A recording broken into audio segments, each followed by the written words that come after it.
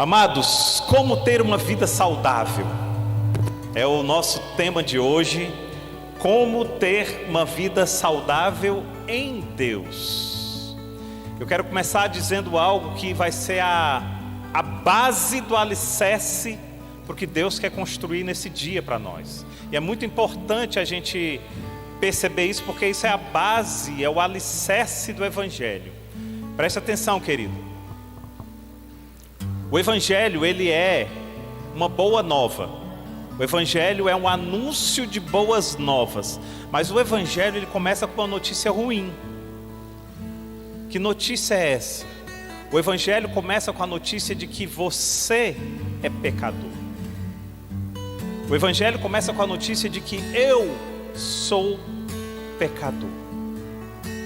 E eu estou dizendo isso porque essa é uma base, a base para o cristianismo. Enquanto você não se enxergar como pecador, enquanto você achar que você é melhor do que o seu vizinho do lado, enquanto você ficar olhando para a sua vizinhança e tirar os olhos de Deus, você não vai conseguir entender o que é o verdadeiro cristianismo. Então, eu estou começando por aqui porque se você ainda não teve essa revelação, você precisa ter. Você precisa ter a revelação e pedir a Deus que revele quão pecador você é. Essa revelação abre os nossos olhos para o verdadeiro cristianismo. É impossível nós termos uma revelação do Salvador se não tivermos uma revelação do pecador que somos. Porque você só começa a enxergar Cristo como Salvador quando você começa a se enxergar como pecador. Aí sim. Aí você começa a entender. Quem é membro da casa de oração há mais tempo sabe dessa historinha de cor já, mas eu vou contar novamente porque tem muitos visitantes hoje. O cristianismo, ele é como uma história mais ou menos assim. Você saiu do shopping, você fez as compras de final de ano. A gente está chegando, né, ao final do ano. E você está cheio de sacola na mão. Cheio de sacola. E aí você vai atravessar a rua. Quando você vai atravessar a rua, você ouve o barulho de uma sirene. Aí você, olha para o lado e você avista uma ambulância vindo. O que você faz? Você volta e deixa a ambulância passar, não é isso? E aí, se você tem um pouquinho de senso, você vai dizer: puxa vida, tomara que essa ambulância chegue no tempo certo e pegue a pessoa que está precisando. Não é assim que a gente faz? Ok. Agora vamos para uma segunda situação. Você está com um monte de sacola, você fez suas compras natalinas e quando você vai atravessar a rua, vem um carro em alta velocidade e te atropela. Você está agora no meio da avenida, jogada. Você olha para você, você só enxerga sangue em você. Você começa a sentir dores no seu corpo, percebe que existem fraturas múltiplas no seu corpo. E de repente você ouve o barulho de uma ambulância. E quando você ouve o barulho dessa ambulância, você já quase desfalecendo, você diz assim: meu Deus, tomara que seja para mim. E o barulho da ambulância começa a aumentar, e quando você olha, a ambulância para. E você, pegando as últimas forças que você tem no seu corpo, você diz: ei, é aqui, é aqui. E aí a ambulância vem, pega você e leva você. Assim é a nossa vida com Deus. Você é aquela pessoa. Enquanto você não se vê pecadora, carente da ambulância de Deus que te pegue e te leve para um outro nível, você vai abrir e vai dizer: ei, pega aquele ali, que aquele ali é mais pecador do que eu, ó. Ei, agora pega aquele ali, que aquele ali é mais pecador do que eu. Ei, agora pega aquele ali, está precisando mais do que eu. Quando na verdade, nós é que precisamos da ambulância. Quando Jesus estava passando, uma multidão comprimia, uma multidão o apertava. Muitos até saíam da frente: aí, deixa ele passar, deixa o mestre passar. Mas teve uma mulher, a mulher do fluxo de sangue, que se jogou na frente dele e disse: se eu simplesmente tocar as tuas vestes, eu serei curada. Essa era a mulher da ambulância. Essa era a mulher que olhou e disse assim: não passa não, Jesus, passa não, eu preciso de ti. Então essa é uma revelação que nós precisamos ter, queridos. Enquanto nós não nos enxergarmos como pecadores, nós jamais vamos conseguir enxergar Jesus como Cristo. Porque é proporcionalmente igual. Quanto mais você se revela pecador, mais você entende o sacrifício da cruz. Eu peço hoje que Deus venha com uma revelação tremenda do quanto somos pecadores. E isso pode soar assim ruim, porque a gente faz uma ideia de uma boa imagem. Você olha aqui para o pastor e diz: puxa, esse pastor não deve ter nem pecado, talvez, né? Você me conhece só daqui de cima, querido. Minha esposa sabe quanto eu erro, e o quanto eu sou pecador, e o quanto eu sou carente da glória de Deus. Então, dito isso, e essa é a primeira coisa que nós vamos pontuar para que a gente possa entrar no mérito do que a gente tem para nós hoje. Primeira coisa que a gente precisa entender que é adoração, e foi o que nós fizemos aqui, nós adoramos ao Senhor. Mas a adoração, ela é proporcional à revelação que nós temos de nós como pecadores e de Cristo como Salvador. Quando o Cristo se revela para você com a glória dele, você se vê como pecador, então você começa a ter a revelação da adoração. E nós somos transformados à medida daquilo que nós contemplamos. Presta atenção. Nós somos transformados à medida daquilo que nós contemplamos. Portanto, se nós contemplamos as obras da carne, nós seremos transformados à medida da carne. Mas se nós contemplamos as coisas do céu, nós somos transformados pelas coisas dos céus. E olha só, Lucas 6,38, ele diz que Deus não derrama qualquer transformação, não.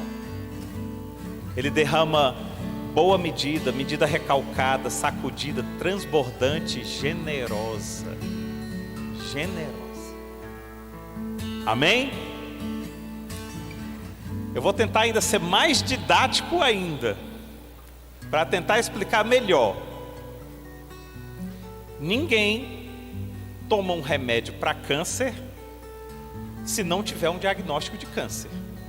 Concorda comigo? É estupidez você começar a fazer uma quimioterapia. Mas você está com câncer? Não, estou não, mas eu talvez, né? Pode ser. Cara, que estupidez. Você precisa do diagnóstico. Ninguém toma um remédio para baixar a pressão arterial se não tiver um diagnóstico de pressão alta. Concordam comigo? Na vida espiritual não é diferente. Você primeiro precisa do diagnóstico, ou seja, você primeiro precisa da revelação que você é pecador, para você entender o processo de santidade que Deus quer para você. Entenderam agora? Vocês estão comigo? Amém? Então é assim, queridos. Como a adoração ela é proporcional à revelação, você precisa de um diagnóstico de que você é um pecador, para que você comece o processo de santificação e o processo de entender o que Cristo fez na cruz. Fora isso, você não vai conseguir. Não vai conseguir.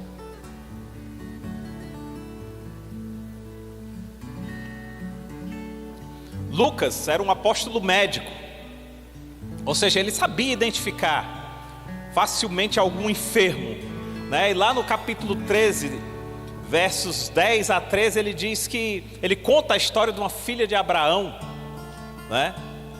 Que não tinha tido a revelação ainda. E ele diz assim, ó: certo sábado, Jesus estava ensinando numa das sinagogas, e ali estava uma mulher que tinha um espírito que a mantinha doente, havia 18 anos.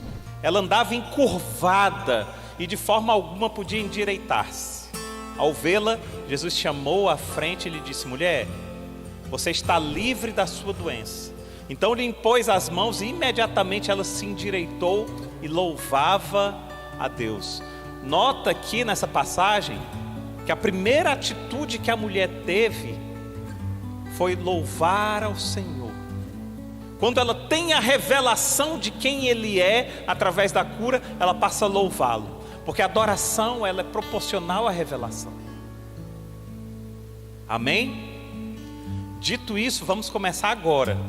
Tudo aqui foi só a introdução para a gente poder caminhar para onde a gente quer chegar. Eu queria que você abrisse a sua Bíblia no livro de 3 João, capítulo 1.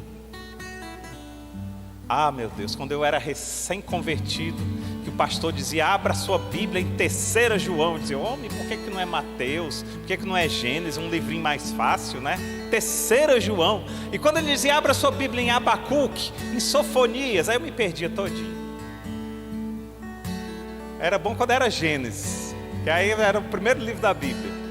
Mas aí a gente vai aprendendo a manusear a Bíblia aos pouquinhos, né? 3 João capítulo 1.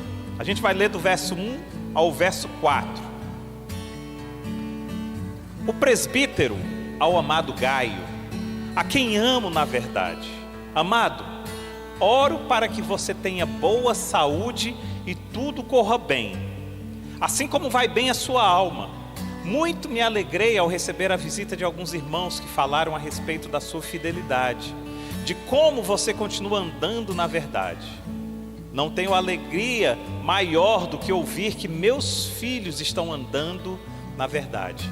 Eu quero colocar uma lupa numa parte específica dessa passagem que diz assim: oro para que você tenha boa saúde. Amém? Amados, um dos temas mais em voga hoje, internet, YouTube, Instagram, redes sociais, se você for para lá, um dos temas que está mais em voga hoje é vida saudável. Já pararam para anotar isso? Comer de forma equilibrada. Uau, quem não sabe disso? E aí o irmão Fred, que foi quem ministrou a adoração aqui, no mesmo espírito, falou que o Espírito Santo incomodou a ele, dizendo que ele tinha um espírito de glutonaria. Não é só ele não. Eu levantei meus olhos aqui e disse, eita Deus, fala comigo também. Mas já foi dando uma introdução a isso que a gente vai falar hoje.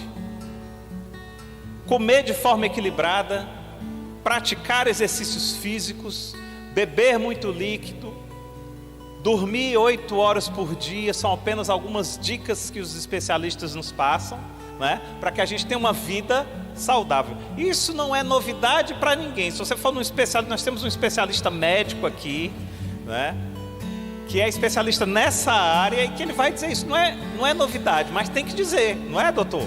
Porque se não falar, as pessoas não vão fazer.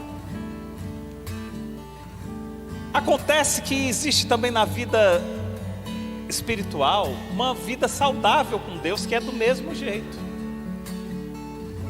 mas que muito pouca gente fala sobre isso, né? Então, queridos, primeiro vieram os educadores físicos, falaram do nosso físico, da nossa saúde física.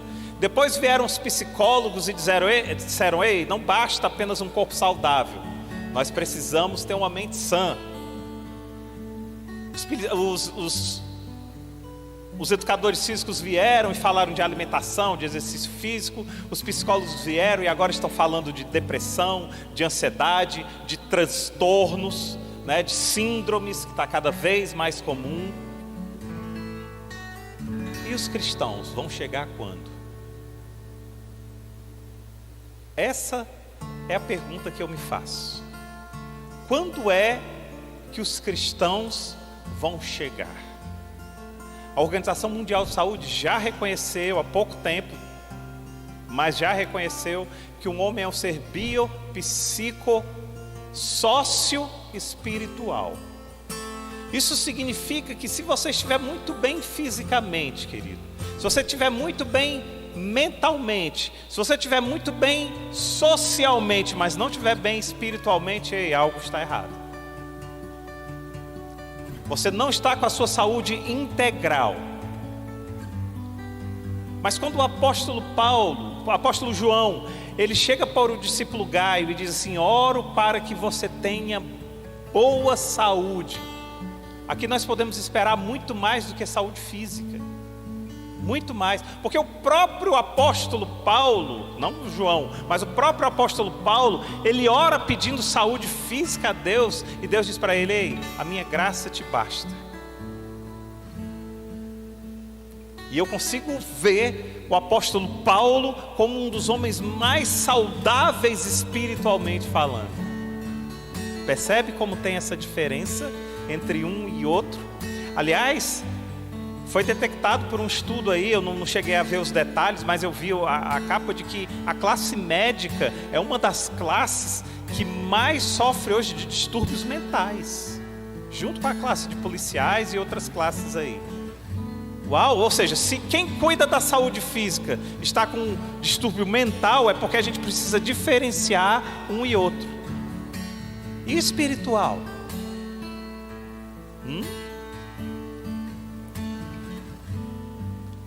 E aqui eu quero propor algumas dicas para que você tenha uma vida saudável com Deus. Algumas dicas. Não pense que eu vou falar aqui novidades que vai mudar a sua vida, uma coisa que você nunca ouviu, não. Por isso que eu comecei dizendo que se você for no consultório médico, ele não vai falar nenhuma novidade, mas ele vai reforçar aquilo que você já sabe e que não faz. Então, da mesma forma aqui, a primeira dica, eu tenho batido nessa tecla aqui: domine os seus pensamentos. Muita gente acha que é impossível dominar os pensamentos, mas não é. É possível dominar os nossos pensamentos. O próprio Paulo, lá em Filipenses capítulo 4, verso 8, ele nos adverte como a gente deve ocupar a nossa mente. Ele diz assim: finalmente, irmãos, tudo que é verdadeiro, tudo que é respeitável, tudo que é justo, tudo que é puro, tudo que é amável, tudo que é de boa fama, se alguma virtude há e se algum louvor existe, seja isso que ocupe o vosso pensamento. Dominar a mente significa que você escolhe o que entra e você escolhe o que permanece. Você tem que dar a voz de comando. Agora tem muita gente se ocupando ou ocupando a mente com pensamentos de morte, de tristeza, de fracasso, de vícios, de desespero. Ei, não. Dê uma voz de comando para a sua mente. E Paulo refuta todos esses pensamentos quando ele diz assim: tudo que é verdadeiro, respeitável, justo, puro, amável, de boa fama, seja isso que ocupe a vossa mente. Agora a gente tem permitido e tem dado a senha do nosso cofre para que assuntos ruins adentrem e permaneçam na nossa mente. E se eles entrarem, queridos, comecem uma luta a expulsá-los dali. E é interessante porque você vai ver muito claramente essa luta do salmista lá no Salmo 42. Quando o salmista está com uma guerra na sua mente, que ele diz assim: por que estás abatido, ó minha alma? Por que te perturbas dentro de mim? Espera em Deus. Então o salmista está tendo esse embate. Está tendo esse embate. Bota aí versos 5 e 6 para a gente ver melhor. Salmo 42, versos 5 e 6. Por que estás abatido? Olha a guerra que ele está tendo com a mente dele. Por que estás abatido, ó minha alma? Por que te perturbas dentro de mim? Espere em Deus, pois ainda o louvarei. A Ele meu auxílio e Deus meu. Sinto abatida dentro de mim a minha alma. Olha só, ele está dizendo que ele está abatido. Aí o que é que ele faz? Ele dá a receita: lembro-me portanto de ti, nas terras do Jordão e no Monte Hermon e no outeiro de Mizar. O que o salmista está me ensinando aqui é que quando a mente dele está abatida, ele lembra do Senhor e das glórias e das maravilhas que Deus fez, tanto no Monte Hermon como no outeiro de Mizar, como nas terras do Jordão. O salmista ele tem um embate claro entre ele e a mente dele. Ele redireciona a mente dele para algo ainda muito maior. Mas a reflexão que surge dessa revelação é: com o que você tem ocupado a sua mente? O que tem preenchido a sua mente? Que tipos de pensamentos têm tomado conta de você? Pensamentos de morte, pensamentos de fracasso, pensamentos de desânimo? Ou você tem esperado em Deus verdadeiramente? Agora preste atenção, querido. Você acha que é possível iniciar uma dieta e continuar comendo as mesmas coisas que você comia antes da dieta? Não. Da mesma forma é a nossa vida espiritual. Se você quer ter uma vida espiritual saudável, você precisa começar uma dieta espiritual. Porque se alimentar das mesmas coisas que você vinha se alimentando não é dieta. Não é dieta. Eu costumo dizer que o Evangelho é como um bom médico, guardadas as proporções, apenas de forma didática, tá, gente? Você chega no médico e diz: doutor, estou sentindo uma dor no braço. Aí o médico vai fazer os exames, vai detectar o que está... Passa um anti-inflamatório, um mil relaxante, né? Não, doutor, mais ou menos isso. Aí você vai para casa. Ele diz: olha, tome o anti-inflamatório 2 vezes, o mil relaxante 1 vez. Você vai para casa. Quando você chega em casa, você não toma. Não toma. Passa um mês, você chega e diz: doutor, olha, continuo com a mesma dor. Você tomou o remédio? Não. Ou pior, você não volta naquele médico e diz: esse médico é ruim só. Eu não fiquei bom. E aí vai procurar outro médico. Ei, sabia que nós somos assim? Sabia que nós somos assim? A gente consulta o médico dos médicos, ele dá o nosso diagnóstico, ele diz o que a gente deve fazer, a gente não faz, aí depois ou a igreja é ruim, ou comece a guerrear. Você vai ver que no começo talvez você perca algumas guerras, talvez você não se sinta tão à vontade, mas daqui a pouco você começa a dominar e você começa a ser fluente. Segunda coisa, domine os seus olhos.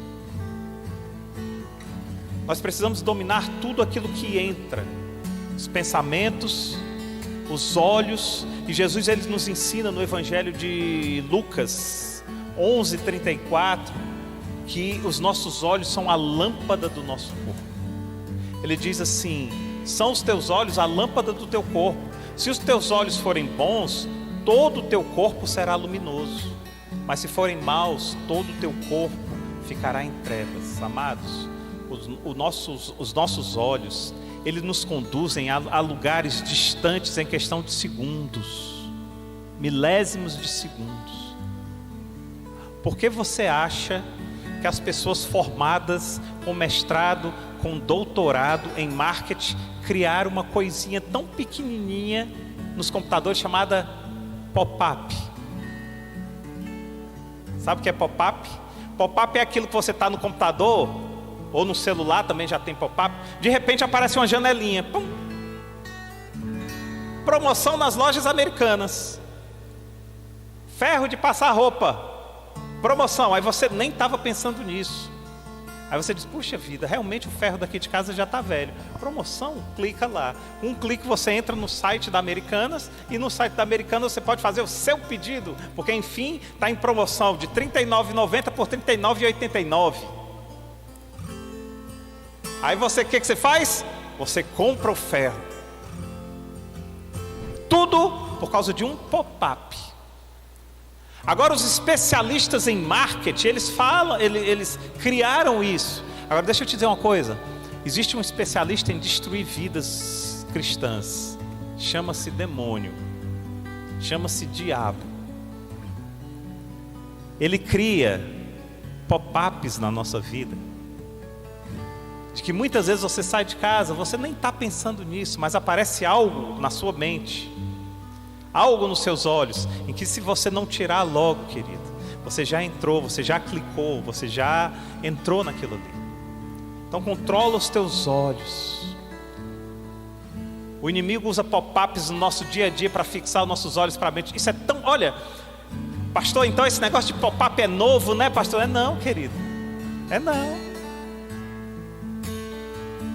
Lá no Éden, quando Adão e Eva estavam no jardim, presta atenção, a árvore do conhecimento do bem e do mal estava ali e Eva estava aqui, ó. Aí sabe o que a serpente faz? Tlim, pop-up. Eva, é verdade que você não pode comer daquela árvore lá? E Eva, não, daquela eu posso. Não, daquela ali eu não posso. Eu posso das outras, mas daquela eu não posso. Olha o pop-up aqui, ó. Acabou caindo. Vocês percebem? O pop-up sempre existiu e nós sempre caímos. Mas está na hora do povo de Deus começar a entender isso e começar a dominar também os seus olhos e dizer: ei, não, aqui não. Elimina, domina teus pensamentos, domina teus olhos. Em 2 Reis, capítulo 6, verso 17, o profeta Eliseu, ele orou ao Senhor dizendo assim: Senhor, abre os olhos dele para que ele veja. Então o Senhor abriu os olhos do servo de Eliseu, né, do rapaz, que olhou e viu as colinas cheias de cavalos e carros de fogo ao redor de Eliseu. Olha que coisa maravilhosa. Nós vamos já orar aqui para pedir que Deus abra os nossos olhos, para que a gente veja o que há por trás daquilo que a gente está enxergando, por trás daquilo que a gente está olhando. Terceira dica para você colocar no seu receituário de vida saudável cristã, vida saudável espiritual: domine os seus ouvidos. Domine os seus ouvidos. Ou mais profundo ainda, domine a quem você tem dado ouvidos. Cuidado. Bem-aventurados são os que ouvem a palavra de Deus e as guardam. Ouvem. Em vários momentos de Jesus, Jesus diz assim: quem tem ouvidos para ouvir, ouça. O que Jesus estava querendo dizer é o seguinte: ei, presta atenção, porque o que eu estou falando é sério. E ele diz: quem tem ouvidos para ouvir, ouça. E muitas vezes nós não damos atenção. Então domine os seus ouvidos. Existem algumas passagens bíblicas que falam claramente ao meu coração quando o assunto é ouvir. 3 passagens especificamente está me vindo à mente agora, que me faz crer que você precisa colocar os seus ouvidos no lugar certo. A primeira passagem é Davi. Quem é da casa de oração já sabe essa passagem de cor também. Davi nem guerreiro era. Davi foi levar leite e pão e queijo para os guerreiros que estavam guerreando. Havia uma guerra entre Israel e os filisteus. E quando Davi chega para entregar, que ele chega ali na fila dos guerreiros dos filisteus, dos israelitas, ele vê um gigante chamado Golias. E esse gigante se levanta e começa a ameaçar todo o exército de Israel. E o exército de Israel posicionado, eles olham para o gigante e eles se paralisam de medo do que o gigante estava falando. O gigante ameaçava eles. E aí sabe o que Davi faz? Davi olha para o gigante e diz: caramba, o cara é grande, hein? Quem é esse cara? Não, esse cara é um gigante, ele já está ameaçando a gente aqui, mas quem tem coragem de enfrentar esse gigante? Aí Davi fica olhando para o gigante. Aí um guerreiro disse: o rei diz que quem enfrentar esse gigante aí, ele é isento de impostos, e ele ainda recebe a filha do rei como princesa. Como é que é? O que o rei disse? O rei disse que quem enfrentar o gigante vai receber a filha dele e vai ser isento de impostos. Davi disse: deixa comigo, eu vou. Davi, mas olha o tamanho do gigante, olha o teu tamanho, Davi. Que? Olhar para o gigante? Querido, eu vou olhar para as promessas do rei. Para que eu vou olhar para o gigante se eu tenho as promessas do rei? Percebe? Só olha para gigantes, querido, quem não fixa os ouvidos nas promessas do rei. Segundo, Josué passou 40 anos ouvindo e provando as promessas de Deus. Quando chegam nas imediações da terra prometida, que eles têm que ir lá para espiar a terra, Moisés coloca 12 espias para espiar a terra e diz assim: vão lá espiar a terra. Quando eles voltam, sabe o que eles dizem? Tem gigante lá. Tem gigante lá. Nós não vamos conseguir não, o povo de lá é muito grande. Mas sabe o que Josué diz? Tem gigante sim. Eu não sou ingênuo de dizer que não tem gigante, mas ei, nós temos promessas. Nós temos promessas de Deus. Se a gente for lá, a gente conquista. Por quê? Porque é promessa de Deus para a gente. Terceiro caso, Moisés. A Bíblia diz que Moisés foi criado dentro do palácio. Ele recebeu toda a instrução, toda a educação egípcia. Mas chega um momento que ele tem um encontro com a sarça ardente. E nesse encontro que ele tem com a sarça ardente, ele olha e diz assim: opa, tudo que eu ouvi, tudo que eu vi ficou para trás, porque agora eu sou uma nova criatura com novas experiências. A quem você tem dado ouvidos? Você está com os ouvidos fitos nos gigantes que estão te ameaçando? Ou você está olhando para as promessas do rei? Tira os olhos dos gigantes. A gente sabe que as dificuldades são grandes, a gente sabe que as dificuldades são enormes, mas ei, nós temos promessas. Nós temos promessas nas nossas vidas. Fixe nas promessas. Quarta dica para o seu receituário: domine a sua boca.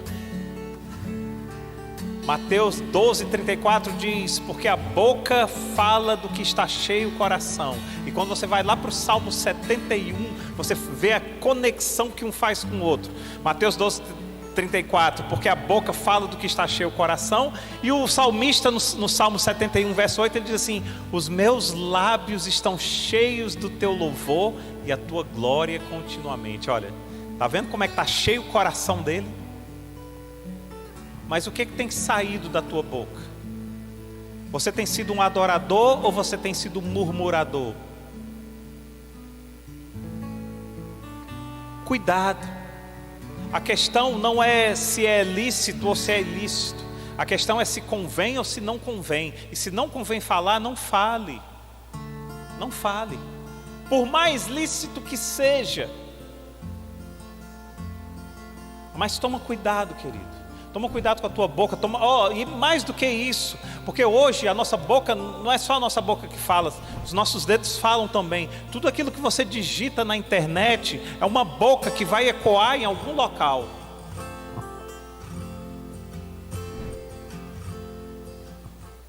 Certa vez eu tenho um pastor amigo e ele viu na internet um outro pastor pregando e dizendo que o pastor trouxe uma vassoura para o púlpito e disse que estava vendendo aquela vassoura por R$100, porque era uma vassoura ungida, porque a vassoura, enfim, você ia varrer a sua casa de todo o mal, de toda a iniquidade. Aí ele postou isso na internet e disse: nós precisamos combater isso, essas heresias e tal. Eu mandei uma mensagem no privado dele e disse assim: pastor, não divulgue isso não, porque isso não edifica. Aqueles que estão carentes de fé para poder crer não vão ver esse vídeo e vão se fortificar na fé. E aqueles que já estão fortes na fé e precisam apenas corroborar, não vão ver nesse vídeo algo que corrobore com a fé deles. Então, para quê? Aí ele mandou uma mensagem, eu lembro como se fosse hoje: não, 1000 vezes não, precisamos denunciar esses falsos profetas. Aí eu disse: ok. Era ilícito o que ele estava fazendo? Não. Era bem intencionado o que ele estava fazendo? Era. Mas a questão é: convém. Por isso, quando você for postar algo, quando você for falar algo, pensa assim: convém. Será que convém eu postar isso aqui? Vai edificar vidas? Pessoas que pessoas que forem ver isso, elas serão edificadas, elas sairão melhores do que antes ou não? Se não for, querido, posta não. Abre mão. Se não for, querido, não fala não. Abre mão. Porque nós somos alimentados também com aquilo que nós falamos. Sabe por quê? Depois que a gente fala, a gente fica dando desculpas para nós mesmos, para tentar justificar aquilo que a gente falou. Sabe? Por mais mentira que seja, você fica dando desculpas para tentar criar algo e dizer assim: eu falei por causa disso. Não, querido, não entra nessa história não. Outra dica: você colocar no seu receituário. Verinha está ali anotando tudo. Vai ter uma vida saudável, Verinha, né? Relacionamentos saudáveis. Filósofos da antiguidade diziam, quem já estudou filosofia aqui vai lembrar, diziam que o homem é produto do meio. Não é assim? Depois vieram algumas frases populares que diziam assim: diga-me com quem tu andas e eu direi quem tu és. Não é assim? Depois veio um americano, coach, chamado Jim Rohn, e ele disse o seguinte: nós somos a média das 5 pessoas com quem nós mais convivemos. Olha só, você pega as 5 pessoas que você mais convive e você é a média delas. Todos eles estavam certos. O que pouca gente sabe é que eles estavam citando a Bíblia. Pouca gente sabe. E quantos coaches estão ganhando dinheiro aí citando a Bíblia? Apenas falando de outra forma. 1 Coríntios 15:33 diz assim: não deixem se enganar, as más companhias corrompem os bons costumes. Provérbios 13:20 diz assim: o que anda com os sábios será sábio, mas o companheiro dos insensatos se tornará mau. Salmo 1 diz: bem-aventurado o homem que não anda segundo o conselho dos ímpios, não se detém no caminho dos pecadores, nem se assenta na roda dos escarnecedores. A Bíblia está lá, está tudo dito lá. E esses caras ganhando fábulas e fábulas. Eu fiz um curso há um tempo atrás, acho que foi em 2002, de uma multinacional chamada Dale Carnegie. Não sei se vocês conhecem. É um curso caríssimo. E a empresa pagou, disse: você vai fazer um curso, e pagou. E eu fui fazer o curso é muito bom. E um módulo do curso era que você precisava viver em ambientes hermeticamente fechados. O que é isso? Aí o instrutor lá explicando: viver em ambientes hermeticamente fechados significa que você tem que viver o hoje. Esqueça o ontem, não se preocupe com o amanhã e viva o hoje. Porque se você viver bem o hoje, aproveitar todas as oportunidades do hoje, pode ter certeza que o seu amanhã será melhor. Porque você plantando hoje, daqui a algum tempo você vai continuar plantando hoje e vai estar colhendo ontem que você plantou. Oh, palmas, terminou o curso. Ele olhou e disse: alguém quer dizer alguma coisa? Aí eu levantei a mão. Aí me passaram o microfone. Aí eu disse: muito bom o curso, excelente e tal, mas isso está na Bíblia e de graça. Se nós simplesmente lêssemos a Bíblia, nós iríamos ver que isso está lá e de graça, não precisa pagar. Jesus, caminhando com os discípulos, ele diz: olhai os lírios dos campos, eles não tecem nem fiam, entretanto nem Salomão se vestiu como um deles. Ele estava dizendo assim: não andeis ansiosos para o dia de amanhã. Aí quebrou um pouco, né? Mas é uma verdade. Homens inteligentes, homens estudiosos estão chegando à conclusão do que a Bíblia já fala há muito tempo. E por que então nós não seguimos? Por quê? Então, queridos, a Bíblia fala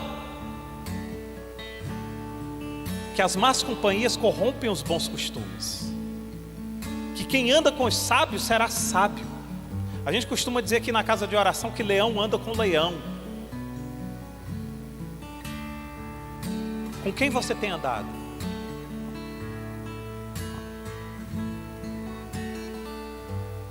Com quem você tem andado? Tem levado você para mais perto de Cristo ou não? Se não tem levado, para de andar com essa pessoa. Não estou falando de nada de quebrar amizade, não é isso. Mas procure pessoas que te levem à frente. Presta atenção, eu estava meditando nisso. Se eu sou a média das 5 pessoas que eu convivo, eu vou procurar pessoas melhores do que eu para aumentar a minha média. Porque na verdade, às vezes você procura até pessoas piores para dizer assim: ó, tá vendo como eu sou melhor do que ele? Tá vendo? Não, querido, está baixando você. Você é a média. Se você tiver 3 amigos ruins, vai baixar a sua média. Ei, consiga amigos cristãos, que a sua média cristã, que a sua média espiritual vai subir. Vai subir. Cristão anda com cristão. Pastor, mas a Bíblia diz que Jesus sentou na roda dos escarnecedores. A Bíblia diz que Jesus sentou com os fariseus. Jesus visitou lá a prostituta e tudo. Mas para influenciar. Se você quer influenciar e você está indo nesse intuito, vá, meu irmão.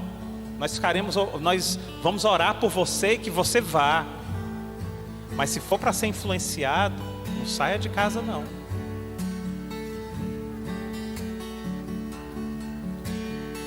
Os relacionamentos, eles nascem de você caminhar junto e de você sentar à mesa. Todo relacionamento na Bíblia, ele fala de mesa. Às vezes a gente tem a impressão de que o maior lugar de intimidade é a cama, mas não é a cama. O maior lugar de intimidade é a mesa. Apocalipse 3:20, Deus diz assim: eis que estou à porta e bato. Aquele que ouvir a minha voz e abrir a porta, eu entrarei e cearei com ele. Sabe o que Jesus está dizendo? Jesus está dizendo assim: eu estou batendo na porta, filho. Eu estou batendo na porta. Se você entrar, se você ouvir a minha voz e você abrir a porta, eu vou entrar e vou levar você para a mesa. Eu vou entrar e vou levar você para um lugar de intimidade. Sabe por quê? Um casal onde ele tem 95 anos e ela tem 94. Muitas vezes eles já não têm a cama como intimidade, mas eles não podem deixar de ter intimidade na mesa. Porque a mesa, que é a intimidade que te leva em todo o tempo. Em todo o tempo. Por isso nós temos o nosso comunhão e mesa, em que a gente passa a ter intimidade com os irmãos. Mas olha os teus relacionamentos. Olha como estão os teus relacionamentos. Agora deixa eu dizer uma coisa para vocês. E aqui é um alerta.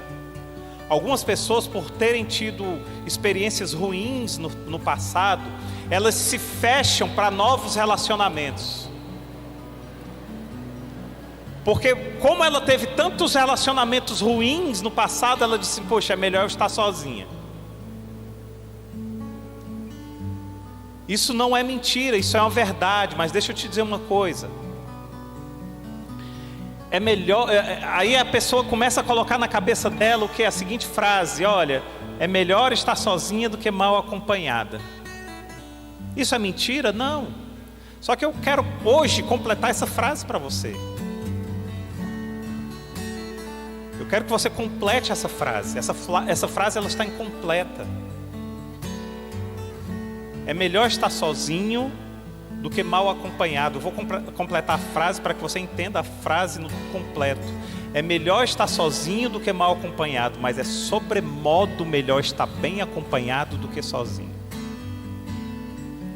Então para de olhar para trás, olhe para frente.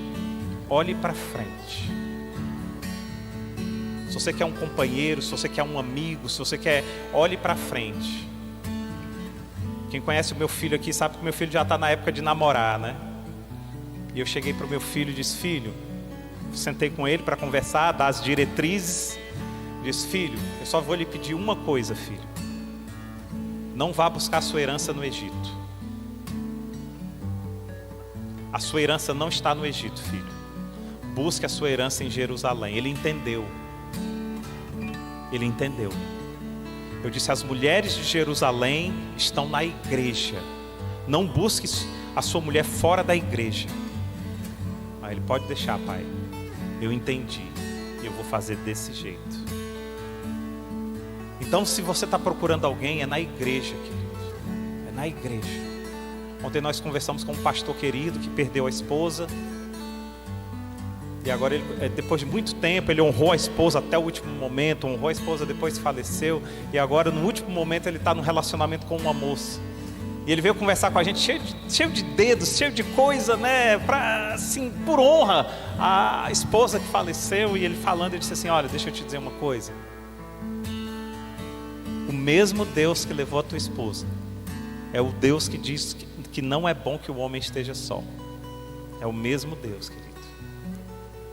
Então é o mesmo Deus que olha para você e diz assim: olha, eu estou cuidando de você. Fique em paz, irmão. Fique em paz. Então cuidado com os teus relacionamentos. Cuidado. Você não precisa ser perfeito. Você precisa ser gente. Então se mostre nos seus relacionamentos. Se mostre. Hoje pela manhã eu preguei numa outra igreja. E ao final chegou um casalzinho. Eu disse: vocês são casados? Não, a gente está namorando e a gente quer casar. Aí eu olhei para ele e disse assim: você já falou os seus defeitos para ela? Aí, conte todos os seus defeitos para ela. Você já falou os seus defeitos para ele? Aí ela olhou e disse: conte todos os seus defeitos para ele também. Ou vocês vão manter essa máscara até quando? Aí eles olharam e falaram: é verdade, pastor. Eu disse: pois é, porque depois que casa, vai cair. A máscara vai cair. Então conta logo, filho. Conta logo. E eu vou dizer uma coisa para vocês: se eu estivesse namorando hoje, eu chegaria para minha namorada e diria: ei, senta aí, me diz aí quais são os teus defeitos. Ah, meu defeito é ser perfeccionista. Não, não vem com essa história não, diga aí. E agora eu vou contar os meus, que é muito melhor. Você se livra do peso. Você começa a andar mais leve. Agora cuidado. A pessoa ela precisa estar ciente dos seus defeitos, ok, mas ela precisa estar ciente de que precisa corrigi-los e melhorá-los. Não é só falar: eu tenho esse defeito, eu sou isso, eu sou aquilo outro, não sei o que. Tá, e o que você está fazendo para melhorar? Nada, eu sou Gabriela, eu nasci assim, eu cresci assim, você sempre assim, Gabriela. Não, filho, então você não é para mim não. Eu quero um homem que cresça comigo, eu quero uma mulher que cresça comigo. Ei, eu quero um marido, para você que já é casada, que está ouvindo, eu quero um marido que cresça comigo, eu quero uma esposa que cresça comigo. Nós estamos no processo.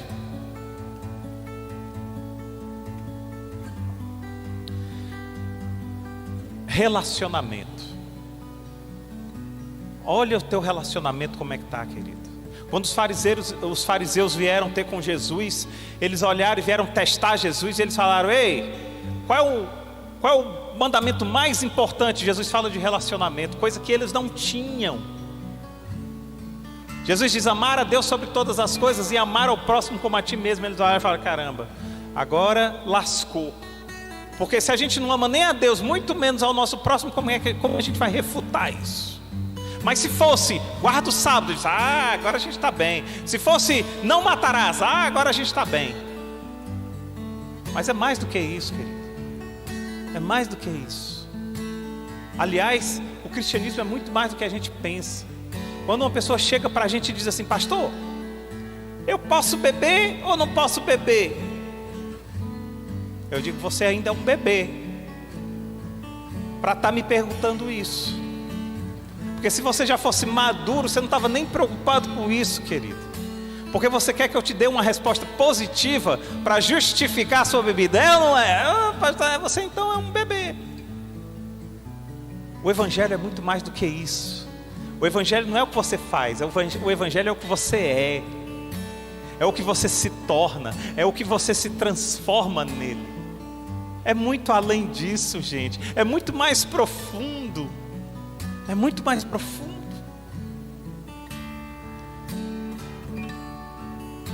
Vou já encerrar. Com quem você tem compartilhado a sua mesa? A Bíblia diz que Daniel não aceitou os manjares do rei. Daniel tinha tudo para dizer assim, olha como eu sou um homem de sorte. Todos os israelitas morreram e o rei me trouxe para comer na mesa dele como eu sou um homem de sorte. Não, mas a Bíblia diz que Daniel não assentou à mesa do rei e ficou fiel a Deus. Cuidado com que mesas você tem sentado. Outra dica importante: descanse em Deus. Descanse em Deus. Para quem gosta de praticar esportes aqui, já ouviu essa frase aqui? Essa frase é um jargão e aliás, mais do que um jargão, ela é uma lei para quem pratica esporte, né? Descanso também é treino, não é não? Descanso também é treino, né? Você treina ali 5, 6 vezes por semana, mas tem um dia que você tem que descansar, porque descanso também é treino. Ei, no mundo espiritual, descanso também é treino. Quando você está descansando no Senhor, você está treinando a ser mais parecido com Ele. Por isso que Marta deixou Maria tão incomodada. Por quê? Porque Maria estava fazendo todas as coisas, mas Marta estava descansando nele. Aliás, o inverso, né? Maria estava descansando e Marta estava trabalhando. E Marta olha para Maria e diz assim: ei, Senhor, não te importas? Marta, ela está descansando. Aprenda a descansar no Senhor. Entrega as coisas a Ele, e no tempo certo Ele vai fazer o que deve ser feito. Não estou dizendo que você seja insensato, nem estou dizendo que você deixe para lá, não. Mas existem coisas que fogem ao nosso controle. Senhor, é contigo, Deus. Às vezes uma pessoa te agride, e a vontade que você tem é de responder àquela agressão, de Senhor, está aqui, está entregue, Senhor. Está entregue. Eu conheci um pastor que roubaram o carro dele. Aí eu fui conversar com ele. Aí eu disse: meu Deus, e como é que você está? Eu perguntei, né? Ele disse assim: estou tranquilo. O carro não era meu, o carro era do Senhor. E isso tem muito tempo. Eu não tinha nem noção de ser pastor nem nada. Era ainda do tempo da fita cassete. Presta atenção.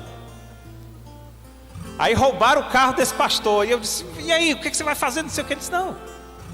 Eu fiquei impressionado. Está tranquilo, o carro não é meu. Ele não roubou o meu carro, ele roubou o carro do Senhor. E aí sabe o que aconteceu? Dentro do carro estava cheio de fita com o nome do pastor e louvor. Aí ele ligou o som, começou a truar uma fita cassete que estava lá dentro, e o louvor truando. Aí ele sentiu mal, não sei o que, aí pegou, parece que a esposa, para entrar no carro, e não sei aonde. Quando a esposa ouviu aquele louvor, disse: o que é isso aí? Aí ele disse: não, é um carro de um amigo meu e tal. Como é que é? Quando a esposa viu: esse carro aqui é do pastor tal, vá lá devolver agora. Aí disse que ele foi lá, devolveu o carro do pastor. Ele disse: pastor, toma aqui esse carro aqui, eu não posso roubar esse negócio não. É do Senhor, querido. E se não tivesse devolvido também é dele. Mas sabe o que acontece? A gente toma pra gente as dores, quando na verdade todas as dores já foram para a cruz. Querido, todas as dores já foram perdoadas lá. Tô finalizando. Outra dica importante para colocar aí no seu receituário: gratidão. Querido, olha, deixa eu contar um segredo para vocês. Os psicólogos já descobriram isso aqui, ó, que ter gratidão é tremendo. Quem nunca ouviu aqui falar em mindfulness? É o assunto do momento na psicologia, é mindfulness. Foco, gratidão. 1 Tessalonicenses 5,18 fala disso. Por isso não tem nada novo. O professor chega para mim na sala e diz assim: agora existe uma psicologia nova chamada psicologia positiva, que é a psicologia que trabalha com a gratidão, que trabalha com os pontos positivos e tal, não sei o que, isso é coisa nova, não sei o que. Aí eu levanto a mão. Aí ele diga, eu digo, não é tão novo assim não. Está lá em 1 Tessalonicenses 5,8 que diz assim: deem graças em todas as coisas, pois esta é a vontade de Deus para você em Cristo Jesus. Não é tão novo assim não, pastor ou professor. Ou seja, está lá, mas está tão assim na faculdade, está tão legal, que às vezes o professor fala alguma coisa, aí alguém olha para mim e diz: está na Bíblia? Está na Bíblia? Aí eu digo, tá, tal. Aí o outro fala: está na Bíblia? Está na Bíblia? Porque está na Bíblia. Tem graças em todas as coisas, gratidão. Porque a partir do momento que você tem a revelação de quem você é, e a partir do momento que você tem a revelação de quem Deus é, e do que Deus fez por você, querido, não existe outra alternativa senão gratidão no seu coração. Não tem outra alternativa. Sabe por quê? Porque o mesmo evangelho que nos mostra que nós somos pecadores, que nós estávamos indo para o inferno, é o mesmo evangelho que nos mostra que Deus nos ama com amor incondicional. Aleluia. E se você está entendendo isso, dê um glória a Deus, porque Ele te resgatou das trevas, meu querido. Sabe? Ele foi lá te pegar lá, caminho da morte. E se você não tem um coração grato, é porque está faltando revelação para você. Revelação de quem Deus é e de quem você é. E agora eu quero finalizar. Última dica. Perdoe. Perdoe. Perdoe. Você sabe o que significa integridade? Integridade significa você fazer aquilo que você fala. Você ser íntegro. O homem mais íntegro que andou na terra chama-se Jesus Cristo. Jesus Cristo, quando estava tudo bem, quando ele estava ensinando os discípulos ali, tudo tranquilo, Jesus disse uma frase muito interessante. Jesus disse: Pai, perdoa os nossos pecados assim como nós perdoamos a quem nos tem ofendido. Todo mundo conhece essa frase. Mas quando Jesus é castigado, cuspido, carregando a sua cruz, açoitado, já quase morto, Jesus fala uma frase que você diz: esse homem era verdadeiramente íntegro. Ele diz: Pai, perdoa porque eles não sabem o que fazem. Se você não tiver a revelação de quem Jesus era, você não vai entender essa frase. Porque Jesus era o único que tinha possibilidade de sair dali andando. Aliás, Jesus ele tinha possibilidade de chamar anjos, e os anjos iriam naquele momento guardar ele. Isso está muito claro quando Pedro beija Jesus, quando Judas beija Jesus e Pedro corta a orelha do mal. E Jesus disse: ei, acaso você não sabe? E ele coloca a orelha de volta. Acaso você não sabe que eu poderia chamar 12 legiões de anjos e eles viriam agora me ajudar?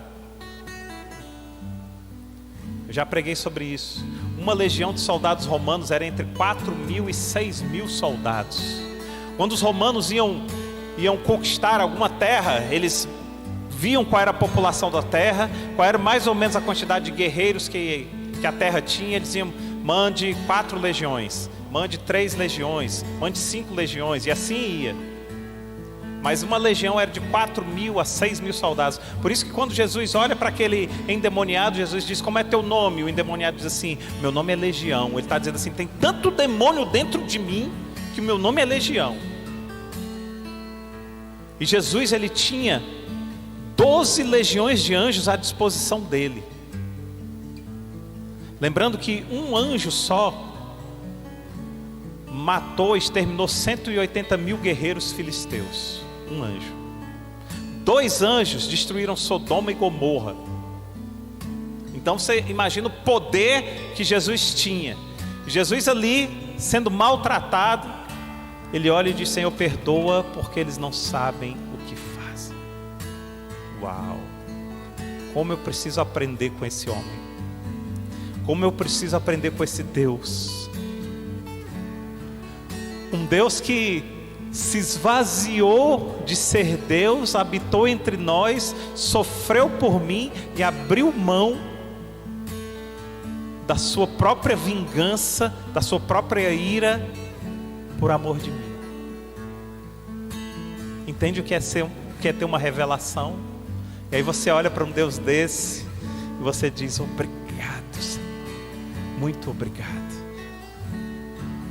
Mas a frase que ele diz continua ecoando: perdoa os nossos pecados assim como temos perdoado a quem nos tem ofendido.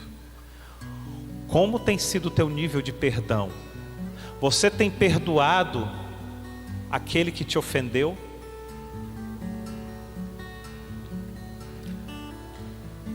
E eu espero que Deus esteja mostrando para você que desprezo não é perdão. Tá? Tem muita gente que acha assim: não, eu já perdoei, quando na verdade despreza. Desprezo não é perdão. Perdão é muito diferente de desprezo. Outras pessoas podem dizer: eu já tentei perdoar, mas sempre que eu penso, eu volto a ter pensamentos ruins. Ei, querido, Jesus está dizendo para você: vem cá, volta para a primeira dica. Se toda vez que você pensa, você tem um pensamento ruim, volta para a primeira dica. Domine os seus pensamentos. Você tem toda a condição para isso, mas perdoa. Então hoje eu quero fazer um convite para você, igreja. A igreja somos nós. E a igreja vai avançar a partir do momento que nós nos libertarmos de todas as amarras. Todas as amarras. Se tem algo dessas dicas, em especial essa do perdão, mas se tem algo dessas dicas que você quer melhorar, para que você tenha uma vida saudável em Deus, vem aqui para frente, nós queremos orar por você. Queremos que você saia daqui já com o remédio tomado. Se tem alguma dessas aqui, venha para cá. Se você entendeu a mensagem de hoje e você quer ter realmente essa vida nele, vida plena em Deus, vida saudável nele, vem para cá.